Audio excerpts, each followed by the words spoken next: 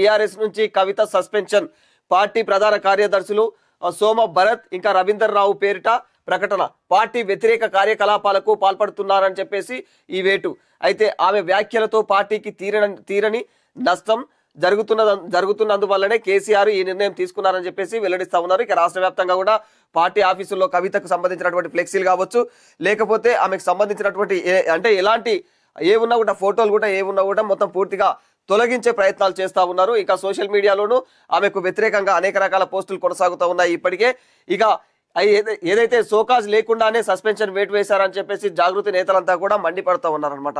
ఎవరైతే కవితకు సపోర్టింగ్ గా మాట్లాడే వాళ్ళు ఉంటారో వాళ్ళంతా కూడా అంటే ఇక జాగృతి నేతలు కూడా అసలు ఎలాంటి సోకాజ్ నోటీస్ లేకుండా ఏ విధంగా సస్పెన్షన్ వేటు వేస్తారు పార్టీ నుంచి కవితను అని చెప్పేసి వాళ్ళు మండిపడుతూ ఉన్నారు. అయితే ఎమ్మెల్సీ పదవికి కూడా కవిత రాజీనామా చేసే అవకాశాలు కనిపిస్తా ఉన్నాయి. ఇక ఖచ్చితంగా ఆమె రాజీనామా చేస్తుంది. ఎందుకంటే అంటే ఎవరైతే తన తండ్రి అని చెప్పేసి అంటే తన తండ్రియే తన కూతుర్ని సస్పెండ్ చేసినప్పుడు సొంత పార్టీలో నుంచి ఇక మరి ఇలా ఆ అవమానాన్ని అయితే తట్టుకొని అక్కడ నిలబడి ఉండదని చెప్పేసి అందరి నమ్మకం.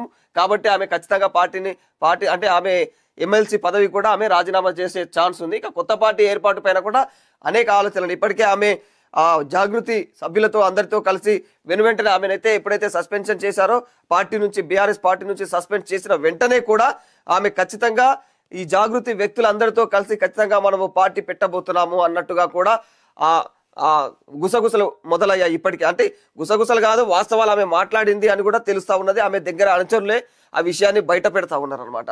సో పార్టీ పేరేంటి, పార్టీ పేరు ఏమనుకున్నారు అనే విషయానికి వస్తే కూడా కొందరు కొన్ని రకాల పేర్లు చెప్తున్నప్పటికీ కూడా ఖచ్చితంగా మాత్రము ఆమె టీఆర్ఎస్ అనే పదాన్నే ఖచ్చితంగా తీసుకొని వచ్చే అవకాశం ఉన్నట్టు తెలుస్తుంది. ఎందుకంటే ఖచ్చితంగా ఇది తెలంగాణ ఉద్యమ సమయంలో టీఆర్ఎస్ పార్టీ అనే పార్టీ ఏ రేంజ్ లో అంటే ఇక్కడ జనాదరణ పొందిందో మనందరికీ తెలిసిన విషయమే. అట్లాంటి పార్టీని మళ్ళా అంటే జనాలలో ఆదరణ పొందినటువంటి పార్టీని వీళ్ళు పేరు మార్చి బీఆర్ఎస్ గా మార్చుకున్నారు. కాబట్టి ఇప్పుడు జనాలు టీఆర్ఎస్ పార్టీ అని మళ్ళీ తీసుకొస్తే ఖచ్చితంగా ఆ సెంటిమెంట్ తో మళ్ళీ ఈమెకు సపోర్ట్ చేసే అవకాశాలు ఎక్కువ ఉంటాయన్న కోణంలో కూడా ఆమె ఆలోచిస్తున్నట్టు తెలుస్తుంది.